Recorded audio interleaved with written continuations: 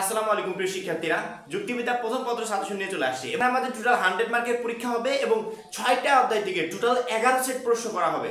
তার মানে কি, অনেকগুলো অধ্যায় থেকে 2 সেট করে প্রশ্ন হবে, কোনো অধ্যায় থেকে 1 সেট করে প্রশ্ন হবে। এবং সরি টু সে যে আমি তোমাদেরকে এই ধরনের সাজেশন দিতে পারছি না। এখানে যুক্তিবিদ্যার প্রথম অধ্যায়ে যে টপিকগুলো আছে, যুক্তিবিদ্যার উৎপত্তি, ক্রমবিকাশ, যুক্তিবিদ্যার ধারণা, বিভিন্ন যুক্তিবিদ্যার প্রদত্ত ধারণা, যুক্তিবিদ্যার স্বরূপ, যুক্তিবিদ্যার পরিসর, এই টপিকগুলো আছে।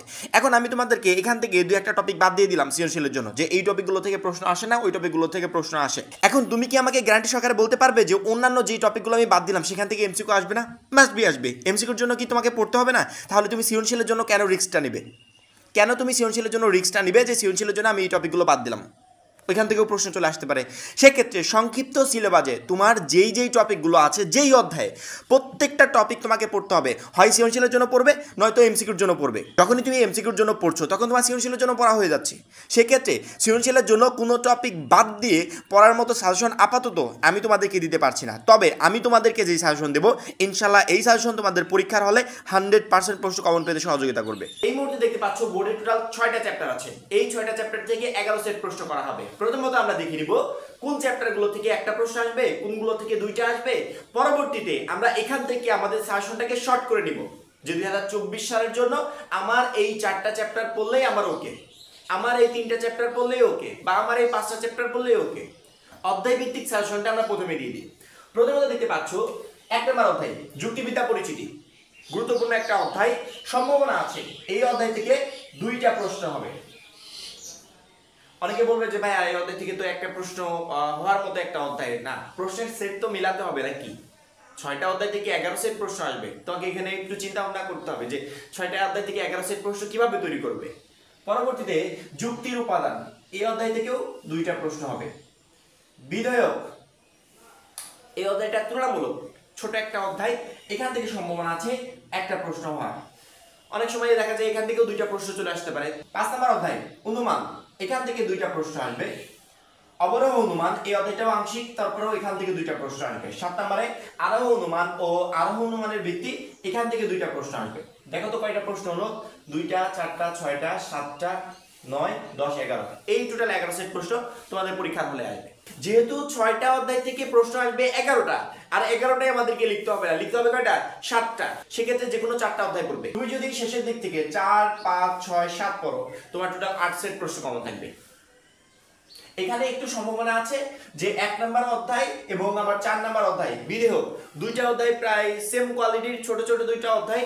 সম্ভাবনা আছে এই 2টা অধ্যায় যে কোনো একটা অধ্যায় থেকে 2 সেট প্রশ্ন হবে, অন্য একটা অধ্যায় থেকে 1 সেট প্রশ্ন হবে। তবে 90% সম্ভাবনা প্রথম অধ্যায় থেকে 2 সেট দেওয়া। সেক্ষেত্রে তুমি যদি 4, 5, 6, 7 নম্বর অধ্যায় পড়ো, তোমার 8 সেট প্রশ্ন কমন থাকবে। এবং ওই 8 সেট প্রশ্নের ভিতর থেকে তুমি বেছে বুঝে যেই 7 সেট তোমার কাছে সবথেকে সহজ মনে হয়, ওই 7 সেটের অ্যানসার তুমি করতে পারবে।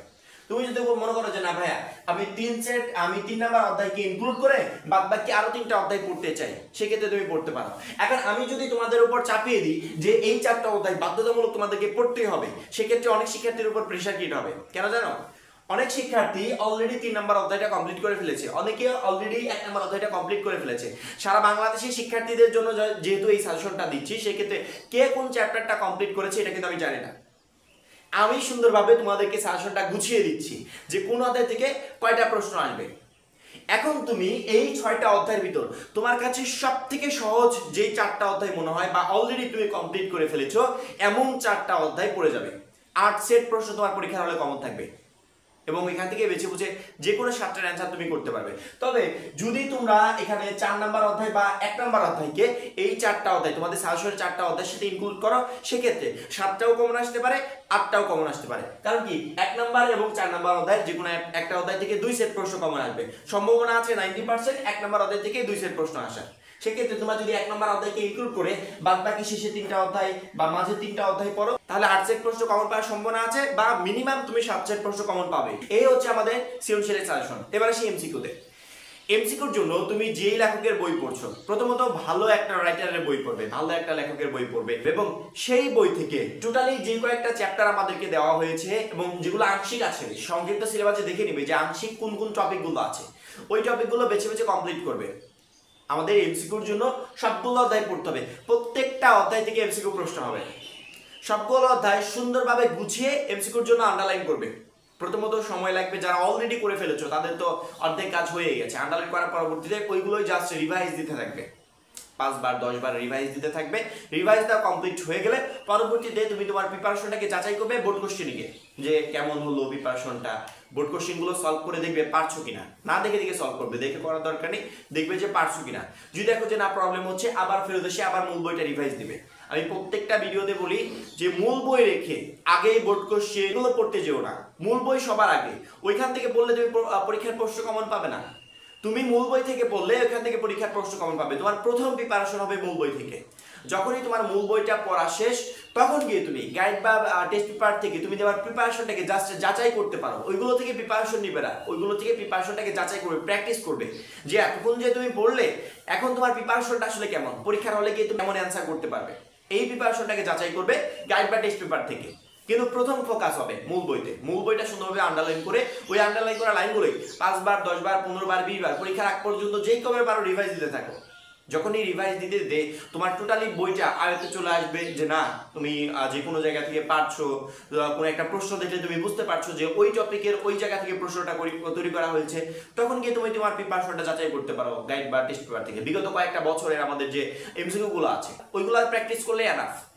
ওইগুলা থেকে এক একটা বোর্ড নিয়ে তুমি তোমার প্রিপারেশনটা প্র্যাকটিস করবে। প্রবলেম হলে আবার এসে কয়েকবার করে রিভাইজ দাও। যদি দেখো যে না প্রবলেম হচ্ছে না, ভালো পারছো, সেক্ষেত্রে বুঝবে যে পরীক্ষার হলে গিয়েও তোমার কোনো ধরনের কোনো প্রবলেম হবে না। এইচএসসি পরীক্ষা জীবনের একটা গুরুত্বপূর্ণ পরীক্ষা।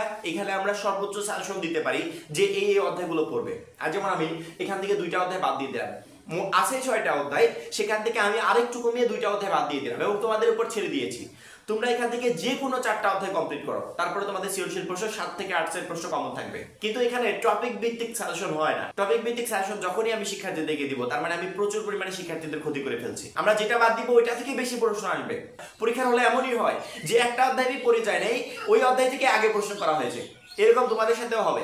সেজন্য অত পরিমাণ রিস্ক আমরা নেব না। যে অধ্যায়টাকে সৃজনশীলের জন্য পড়বো না ওইটা ধরবোই না, কিন্তু যে অধ্যায়টাকে ধরবো সংক্ষিপ্ত সিলেবাসের প্রত্যেকটা টপিক পড়ে পড়ে পড়বো। বেশি সময় আমাদের হাতে নেই, এখন এই পর্যন্তই। যেহে বললাম সুন্দরভাবে গুছিয়ে পড়বে, অবশ্যই পরীক্ষার হলে তোমার 100% প্রশ্ন কমন থাকবে। এখন এই পর্যন্তই। পরবর্তী সাজেশনের জন্য চ্যানেলটা সাবস্ক্রাইব করে পাশে বেল আইকনটাতে ক্লিক করে রাখবে। সবাই ভালো থাকবে, সুস্থ থাকবে, খোদা হাফেজ।